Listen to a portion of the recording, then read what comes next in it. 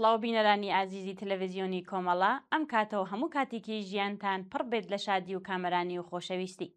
ئازیزان، من زارا مەحموودی هاتوومەتەوە خزمەتتان بۆ پێشکەشکردنی ئەڵلقەیەکی تر لە بەرنامەی ئاسۆی بەرابەری کە لەم بەرنمەیەدا ئێوەی ئازیز و خۆشەویست بینەر و بیسەری بابەتێک دەبن لەژێر سەردێڕی بۆچی تۆندڕەوانی ئاینی لە ژنانی ئازاد دەترسن لە نووسینی بەڕێز بەهار مۆنزیر. بەو هیوایە ناوەڕۆکی بەرنمەکەمان جێگای سوود و ڕزایەتی ئێوەی ئازیز بێت. فەرموون بۆ بینینی.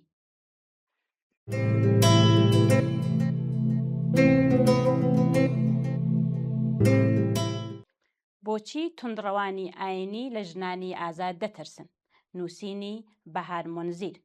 پیاوانی ئاینی تۆندڕە و بە شێوەیەکی ئاشکرا لە ژنانی ئازاد خوێندەوار و بەهێز دەترسن. ئەم ترسا خۆی بەڵگەیەکی بەهێزە کە دەری دەخات بیرۆکەکانیان چەند لاواز و پڕ لە کەم و کۆڕین. ئەگەر باوەڕیان بە شیکردنەوەکانیان هەبێت، ئایا بۆچی ئەوەندە دەترسن لە ژنێکە دەخوێنێتەوە، کار دەکات، یان بڕیاری ژیانی خۆی دەدات، یان چەک هەڵدەگرێت و شەڕ دەکات وەک شەڕوانان. کاتێک ژنێک خوێندەوار دەبێت، کارێکی پسپۆڕانە دەست پێ دەکات، دەسەڵاتی دەبێت، ئەو ئیتر پێویستی بە کۆنتترۆڵی پیاوسالاری نییە.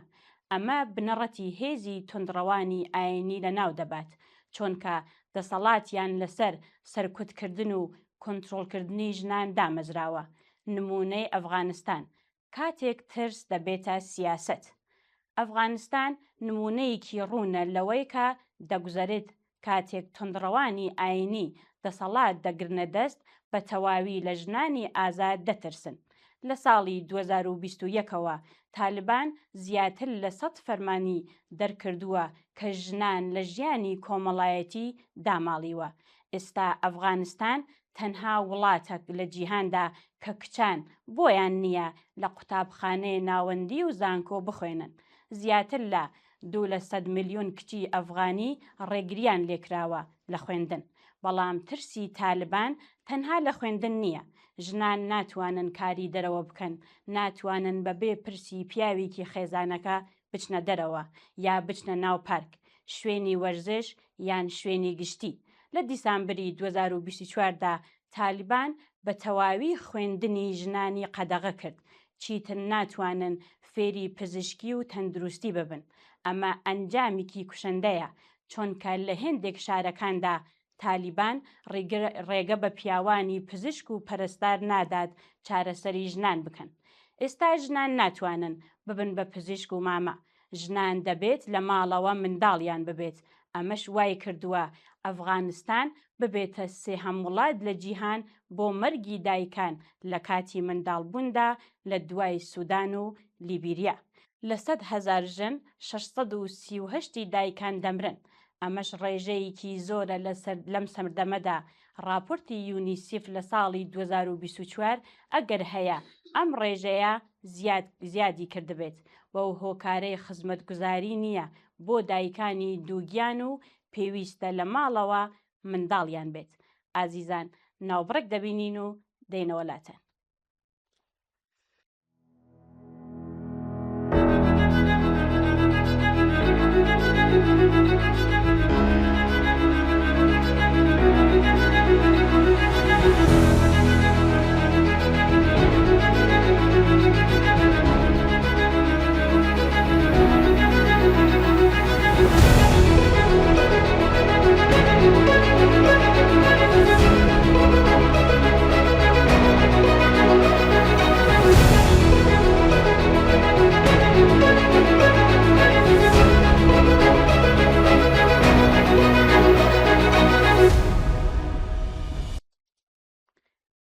دید و ئاراستەی تۆندڕەوی لە کوردستان.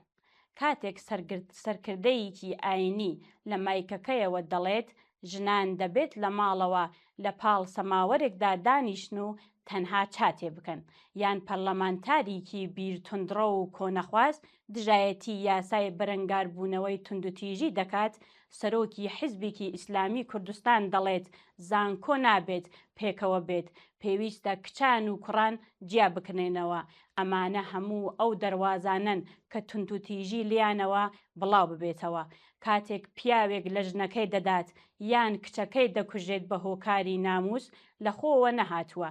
هەموو ئەو هێرشانە بۆ سەر کچان و ژنان کاریگەری ڕاستەوخۆیان هەیە بۆ زیادبوونی تونندوتیژی، بێڕێزی، لێدان لە ژنان و سۆکایەتی و هێرش بۆ سەر ژنانی ئازادیخوازی ناو کۆمەڵگەی کوردستان. بێدەنگی میدیا مینبەری کۆنەخوازان یەکێک لە گرنگترین پشتیوانیەکان کە تونندڕەوان بەهێز دەکات بێدەنگی میدیایە، یاخود خراپتر لەوە بوونی میدیا بە مینبەری کۆنەخوازان. ئەوان ئیتر ڕۆژنامە نووسی ناکەن، ئەوان کارێکی ڕاگەیاندن بۆ تونندڕەوان دەکەن. نمونەی زۆر بەرجەستەمان هەیە لەم کۆتایانەدا کە لە زۆر کەناڵەوە ئەوە دەبینین بانگ هێشت دەکرێن باسی ژیانی خۆیان بکەن، دیدەی تونندڕەوانەی خۆیان بە ئاسانی بڵاو بکەنەوە بەبێ هیچ بنەما و لێکۆڵینەوەیەک یاخود لە بەرچاوگرتنی گۆڕانکاری و ژیانی ئەم سەردەما کە ژنان لە هەموو بوارێکدا بەشدارن. میدیا دوو دەرگای دووتاکی بە ڕوویاندا دەکاتەوە و بێگوێدانە هیچ پاراستن و پاراستنی شکوێژن کە نیوەی کۆمەڵگەیە پێک دەهێنێت.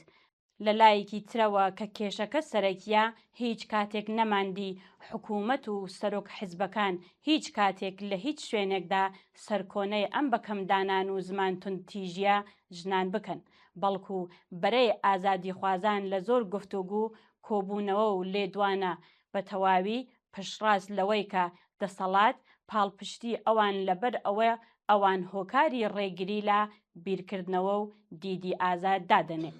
تونندڕەوی و تونندوتیژی لە ناو کۆمەڵگادا بەردەوام دەبێت، لەبەر ئەوەی لێپرسینەوە نییە و هەتا لە دادگا دەسەڵات هەوڵی خۆی دەدات ئەوان پاڵپشتیان لێ بکرێت، نەک بەرەی ئازادی خوازان.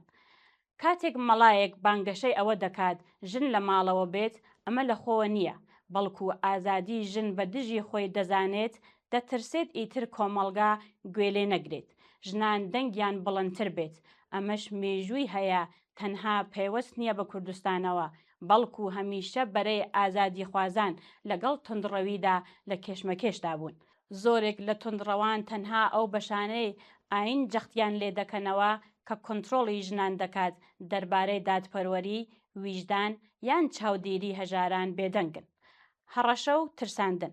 تونندڕەوان هەر کەسێک ڕەخنەیان لێ بگرێت تۆمەتباری دەکەن بەوەی کافرن، لە دیدی ئەوانەوە تەنها ئەوان دینداری دەکەن. زۆرێک لە پیاوانی ئاینیش بە کافر دادنێن، لە کاتێکدا پیاوانی ئاینی میانەڕەو لە هێندێ چالاکی و پشتیوانی لەگەڵ ژنان و پیاوانی ئازادیخواز بەشدارن. بوو نمونە پشتیوانی لە شێخ مەخسوود و ئەشرەفیە. لە شارە جیاوازەکان ئەوان پاڵپشت بوون بە بەرگریان لە شەڕوانان کرد. ئەو بگرە تونندڕەوانەی ژن دەخەنە ماڵەوە کەمینن، بەڵام پاڵپشتیان هەیە.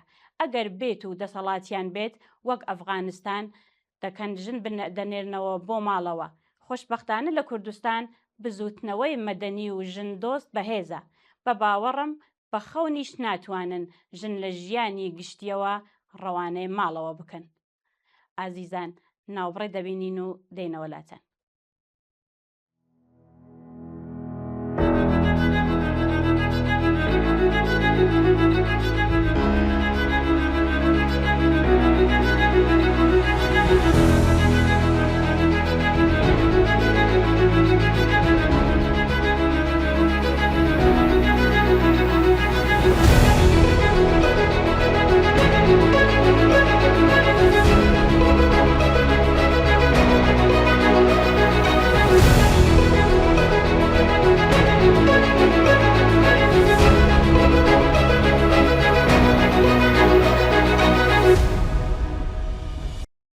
تونندڕەوانی ئاینی لە ژنانی ئازاد خۆی بەڵگەیەکی بەهێزە کە بیرۆکەکانیان هەڵەیە. بۆچی ئەوەندە دەترسن لە ژنێک کە دەخوێنێتەوە؟ بۆچی دەترسن لە ژنێک کە کار دەکات؟ بۆچی دەترسن لە ژنێک کە بڕیاری خۆی دەدات؟ چۆن کە دەزانن ژنانی ئازاد لاوازی بیرۆکەکانیان دەردەخەن، دەزانن کە کاتێک ژنان خوێندەوار بن ئیتر ڕازی نابن بەسەر کوتکردن. دەزانن کە کاتێک ژنان دەنگیان هەبێت ئیتر ناتوانن بێدەنگیان بکەن. کاری ڕۆژنامە نووسان و لێکۆڵەران کە ئەم ڕاستیانە دەردەخەن. ئەوە کێشەی کەسی نییە. لە هێندێجا لە ڕاگەیاندنەکان کێشەی ژن بە کێشەی کەسێک دادەنێن. چاوپێکەوتن دەکەن و لە هێندێ دۆسیەدا بەر نەفرەتی کۆمەلگایان دەخەن. ماریا سام نمونەی بەرجەستەی ئەم کێشەیە. وا ڕۆماڵ دەکرا ماریا خۆی ئاگای لە خۆی نەبووە. خۆی بەرپرسە لەوەی کە کوژرا لەبەر ئەوەی لەو نەریتا چوەتە دەرەوە. ئەوەش ڕەوایەتیان بوو بە کوشتنەکە. زۆر میدیا دۆسیەکەیان بەو شێوەیە نیشانی کۆمەلگا دەدا. بە هەزاران کۆمنتی نامنۆڤانە دژی ماریا دوای کوشتنەکەشی بڵاو دەکرایەوە. ئەوە کاری پیشەیی و بەرپرسیارانەی میدیاکاری تێگەیشتووی دەوێت. ئاراستەیەکی ژندۆستی دەوێت کە بتوانێت دەست بخاتە سەر کێشە ڕیشەیەکان. ژنە کوژراوەکان ئەوانەی خۆیان سووتاند، ئەوانەی خۆیان هەڵواسی، ئەو کچە منداڵانەی دەستدرێژیان دەکرێتە سەر بە ناوی هاوسەرگیریەوە. کاری میدیایە بتوانێت بەو ئاراستەیە کار بکات کە ببێتە هۆکاری جۆڵاندنی کۆمەلگا بۆ ئەوەی سنووری بۆ دابنرێت، نەک ڕەوایەتی بدات بە کوشتن و هەموو جۆرەکانی دیکەی توندوتیژی. هەر ئەمڕۆ لە کوردستان هێندێ میدیا بەو ئاراستەیە کار دەکات، ڕازی نابێت کۆمنتی نەشیاو لەسەر لاپەڕەکەی بمێنێتەوە. هەر لە دوێنێوە بینین لە دوای سکاڵا لەسەر مەڵامەس هەر بە سەدان هەزار کەسی ئازادی خواست، حەقبێژ بە ویژدان و مرۆڤ دۆست پشتیوانیان کرد.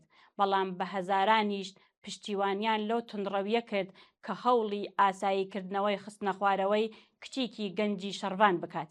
ئەمە لە کاتێکدا ئەو تاوانە تاوانی جەنگ بوو کە لە مێژووی تونڕەوەکاندا وەک تاوانە گەورەکانی داعش دەمێنێتەوە. هەمان کردەوەیە و هەمان باوەڕە کە دژی ژنان کار دەکات. بۆ ئەوەی ڕوبەڕووی تونندڕەوی و بە کەمدانانی ژنان ببینەوە، پێویستمان بە خەباتی بەهێز هەیە کە بتوانێت دەنگی تونندڕەوان لە کوردستان پەک بخات، لە جێگایدا کچانی وڵات و ناوچەکە بەڕێزەوە توانایەکانیان ببینرێت. هەڵ و ڕوبەڕی ئازادی پێکەوە فراوان بکەین، نەک ئەو دەست و دیاریەی تونندڕەوان هەیە بۆ کچانێک کە ئێستا لە نەخۆشخانە لەدایک دەبن و ژیانێک چاوەڕێیان بێت کە جیاکاریان بەرامبەر بکات. بەڵکو هەوڵی جدی بدەین، نەهێڵین خەیاڵی هیچ کەس بەلای ئەوەدا نەچێت شکوێ مرۆڤەکان ئاوا بفەرمی بشکێندرێت.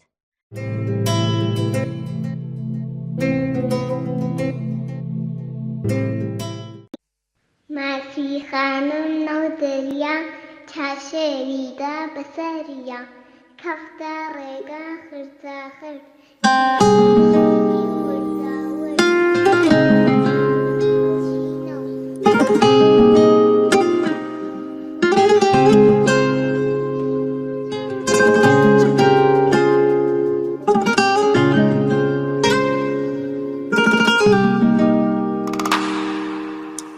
ماسی خانم ناو دەریا چارشێویان دا بەسەریا دەمیان قوفڵ و زەنجیر کرد ئاوازیان کوش لە چاویا.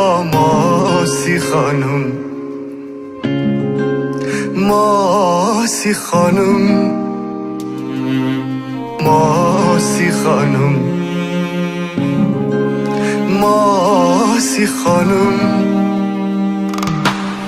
هەر بە زۆردایان پۆشان سەمای شەپۆلیان خنکان وتیان حرامن بۆ یەک قژ و خەیاڵ و باران وتیان خەویش نەوێنی ماچ لە شەیتان نەستێنی تەنانەت بوونی دەریا بۆ سەر گوڵدان نەهێنی.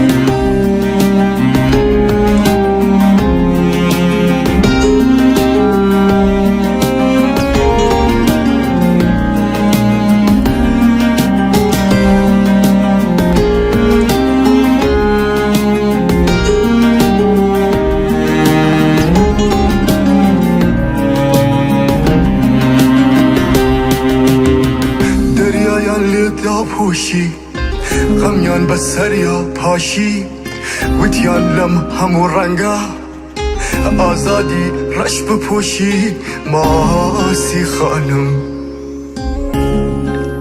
ماسی خانم ماسی خانم ماسی خانم ماسی خانم غمگین بو کراسی لخون رنگین بو خوی سلطان و خوی خنکان آخر بو سنگین بو ناموس و رگ و غیرت شرف و شان و شوکت هموی لگل تو دارا ماسی خانمی نگبت بەڵام ماسی گوێنەدا تۆزێ قاچی لێ هەڵدا لە لێوار دەریا ئەوستا شەب پۆلێ بێت و لێدا ماسی خانم ماسی خانم ماسی خانم ماسی خانم